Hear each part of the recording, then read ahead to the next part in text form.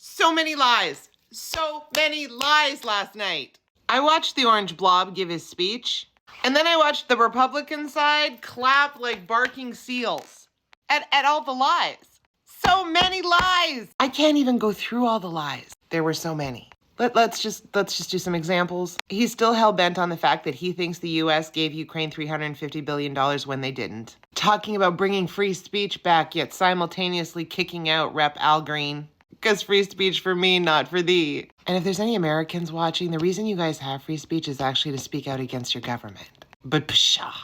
Talking about the billion of dollars that Doge has found and is dealing with, even though that's a lie. Making up statistics that there are people who are 300 years old getting Social Security benefits, that's a lie. That they're getting rid of non-elected bureaucrats, while simultaneously praising Musk, a non-elected bureaucrat. Talking about the tariffs because apparently we didn't get rid of all the fentanyl in North America, because so much fentanyl comes across the Canada-US border.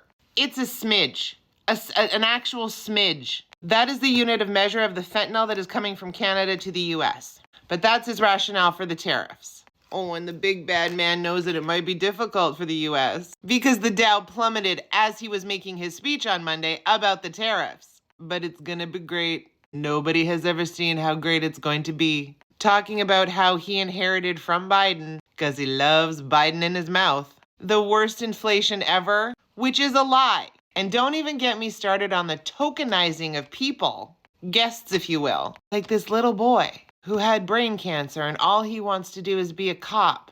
Your administration is cutting funding to cancer research for children. That is not a lie. Tokenizing people, and I don't want to be disrespectful, who have suffered loss of life at the hands, and his words, of the rapists and murderers and drug dealers and cartel that have come to the US. Tragic. Now do all the violent crimes perpetrated by white American-born men. Saying that they're going to take the Panama Canal by any means necessary. Saying to Greenland, we also want you by any means necessary. And not to worry, there's a small population, but we need it for border security. Why are you mentioning their small population? Like they're going to be easy for you to take. And barking seals. Like I am convinced, and I say it with absolute disrespect, that Republicans are the worst people on earth.